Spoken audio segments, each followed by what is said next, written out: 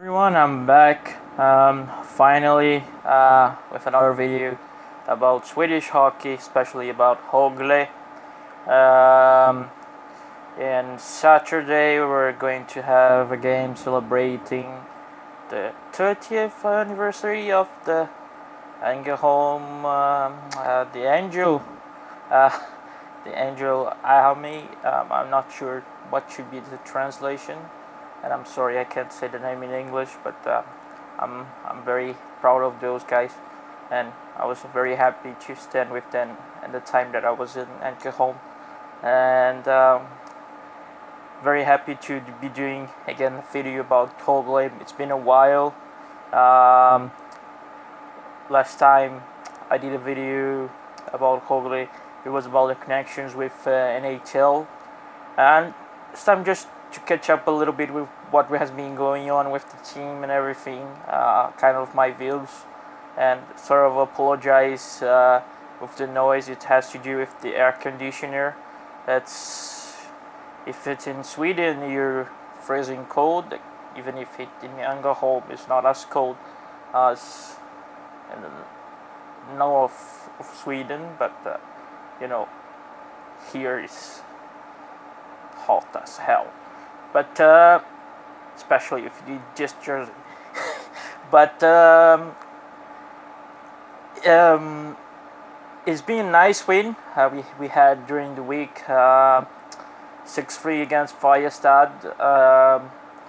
Very nice goal, but Nils Höglander. I still can't understand how Thomas Moten cut him out of the World Juniors. He would be a very nice addition for Team Sweden, especially after they got defeated by Team Switzerland and everything.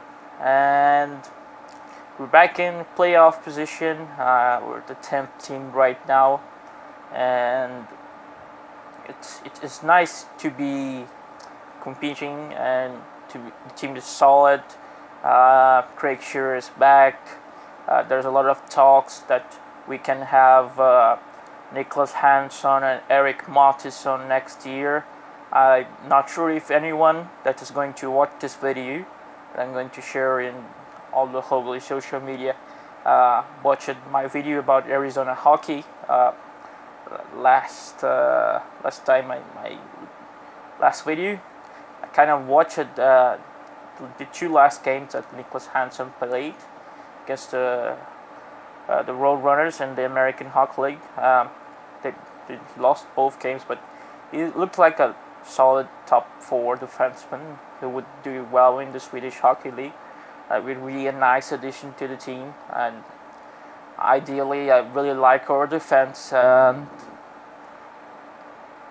It would be really nice. I mean, we have a top defense if Craig Shearer is not leaving, and I mean Cody Curran is already established as one of our best players. Samuel Jönsson has developed into a very fine defenseman. He's already playing the top tier, and if we were getting Eric Mattisson, which is a top caliber player who is playing now in the Swiss league, and Niklas Hansson coming in, would also get a top tier. Like, that would be already 5 defensemen that would be playing a lot of minutes. That would be like 5 guys already. And we have Jacob Bunderson, who just got his first professional contract.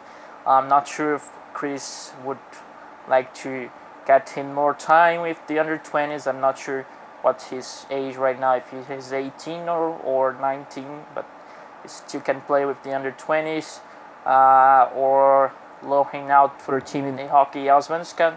But to be honest, I'm more of a guy that would play the defense with 8 players in the defense instead of 7 defensemen and 13 forwards in the Swedish Hockey League, like Cam did. But we were doing well the way we were doing, but our defensive depth it seems like will be really better if we're going to acquire those players for the next season. And talking about forwards as well, Trevor Mingoya has been a very good player. Can't say enough about it. I really liked to watch him in Hockey Allsvenskan before he arrived, and he has not disappointed with the way he is playing. Also, this after the low one, and after he committed to stay the whole season. I really do hope he stays a lot season. I saw some comments of people saying he's like Ole's last season, but it's sort of different because Ole's season was more of a boom season. Like he cracked all the the records. He was scoring goals and assists every single game, and was like we were winning all the games, and like it was 3 goals, like hat tricks and 2 goals, multiple points in all games. And Trevor Mingoya is very solid, but he was, and also Ole was kind of more towards the end of the month of January or February, I'm not sure, and he had last games, and that kind of impressed more everyone. And this season, his second season in the Swedish Hockey League, he has not been like he was last season. Of course, there's a lot more games against more strengthened opposition that has marked him.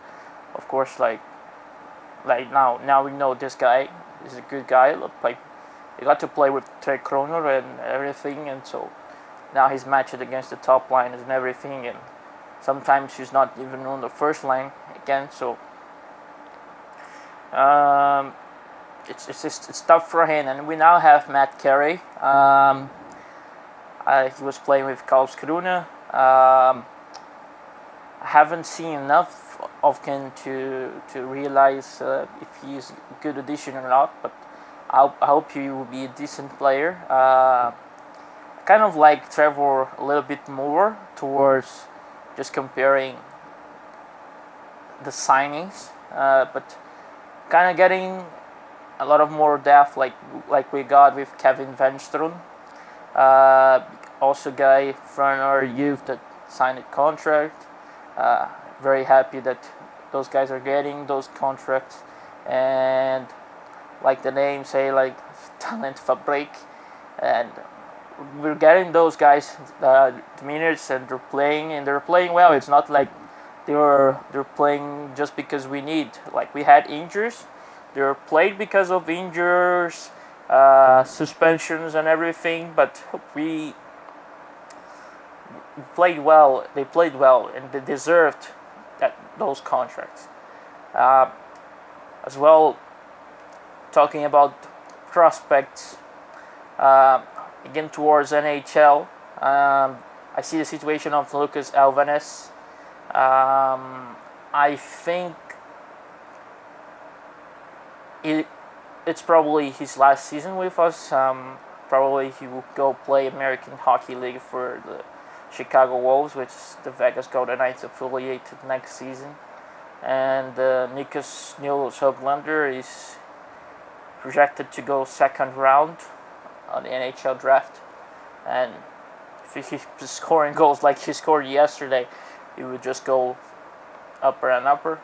Which is funny is that there is a story that the Maple Leafs were actually following him in Sweden. So perhaps the Maple Leafs could draft a player from us for the 3rd year in a row.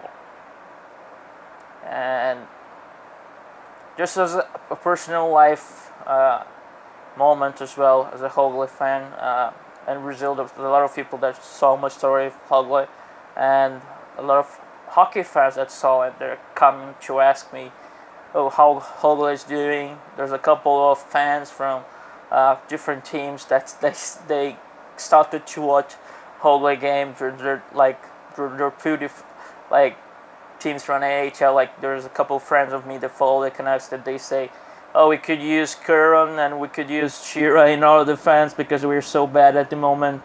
There's a couple of friends from the Maple Leafs, so when I told the story that many players from their team that actually played for Rögle before, when they watched the video of the Rögle connections, that they actually liked and they started to follow Rögle as well, which was cool.